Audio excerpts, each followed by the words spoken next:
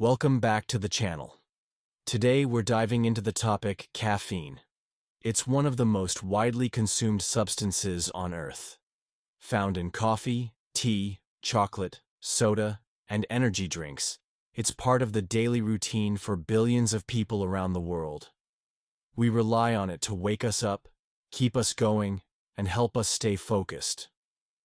But what exactly is caffeine? How does it work?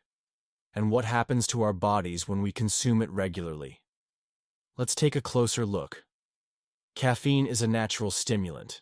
It belongs to a group of compounds called xanthines and is found in the leaves, seeds, and fruits of more than 60 different plant species.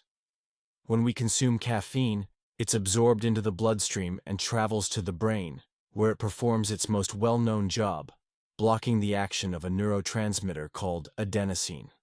Adenosine is responsible for promoting relaxation and drowsiness. As the day goes on, adenosine levels in the brain gradually rise, signaling the body that it's time to wind down.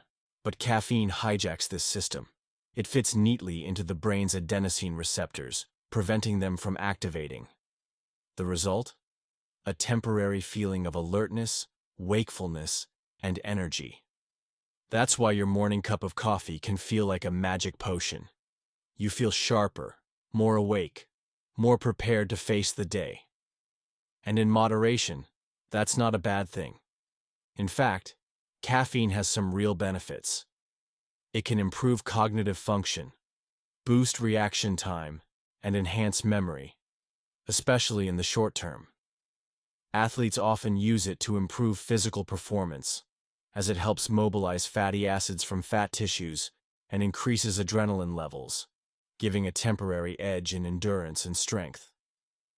Caffeine can also improve mood.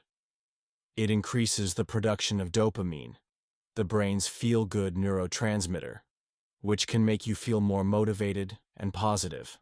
Some studies even suggest that caffeine drinkers have a lower risk of depression and a reduced risk of neurodegenerative diseases like Parkinson's and Alzheimer's. But caffeine's effects aren't universal. Not everyone responds the same way. Genetics, age, body weight, and tolerance all influence how caffeine affects each individual.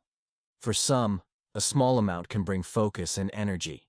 For others, it might cause jitters, anxiety, or heart palpitations. So how much caffeine is too much? Most health experts agree that up to 400 milligrams per day, roughly the amount in 4 standard cups of coffee, is generally safe for most healthy adults. But it's not just coffee that counts. A can of cola contains around 30 to 40 milligrams. A cup of black tea, about 50. Some energy drinks or pre-workout supplements may have upwards of 200 milligrams in a single serving. Even dark chocolate has a dose. That's why it's important to be aware of your total intake, especially if you're experiencing side effects like insomnia, restlessness, rapid heartbeat, or digestive issues. For some, even moderate amounts of caffeine can interfere with sleep, especially if consumed in the late afternoon or evening. Sleep is where caffeine's hidden cost often shows up. By blocking adenosine, caffeine delays the body's natural sleep signals. Even if you fall asleep easily, caffeine can reduce the quality of your sleep, especially the deep restorative stages. Over time, this can create a cycle. Poor sleep leads to more caffeine use, which leads to even worse sleep, and so on. That's why timing matters. If you're sensitive to caffeine or trying to improve your sleep, it's a good idea to cut off caffeine intake by early afternoon. Drinking a strong cup of coffee at 6 p.m. might feel harmless in the moment, but it could be the reason you're staring at the ceiling at midnight. What about dependence? Caffeine is mildly addictive. Regular use can lead to tolerance, meaning you need more to feel the same effects. And if you suddenly stop using it, withdrawal symptoms can kick in. Headaches, fatigue, irritability, and difficulty concentrating. These symptoms usually begin within 12 to 24 hours after stopping and can last up to a week. That doesn't mean caffeine is harmful or dangerous. In fact, For most people, moderate caffeine consumption is perfectly safe and can even be beneficial.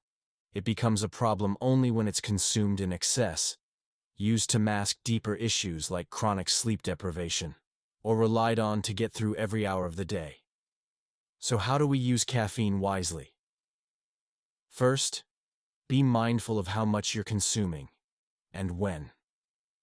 Try keeping your intake under 400 milligrams per day and avoid caffeine in the evening hours. If you notice signs of dependence or withdrawal, consider cutting back gradually rather than quitting cold turkey. Choose your sources wisely. Black coffee and green tea are great options because they're low in calories and packed with antioxidants. Be cautious with sugary energy drinks or heavily sweetened coffee beverages. They often contain more sugar than caffeine and can do more harm than good. And listen to your body. If caffeine makes you anxious, disrupts your sleep, or causes digestive upset, it may be worth reducing your intake or switching to decaffeinated alternatives. Remember, there's no one-size-fits-all approach. Your ideal caffeine routine should support your health, not work against it. In the end, caffeine is neither hero nor villain. It's a tool, and like any tool, its impact depends on how we use it. With awareness, balance, and moderation, caffeine can be a part of a healthy lifestyle, a small ritual that enhances focus, lifts the mood, and fuels the day. So the next time you sip your morning brew, do it mindfully. Feel the warmth, the aroma, the way it stirs you awake. Know that you're tapping into something ancient, powerful, and deeply human. Because sometimes a little stimulation is exactly what we need. And sometimes knowing when to pause is just as important. Caffeine. Simple, complex, and as close as your next cup. If you find this content valuable, don't forget to like the video, subscribe, and turn on notifications for more mind-expanding educational content. Thanks for watching, and we'll see you in the next video.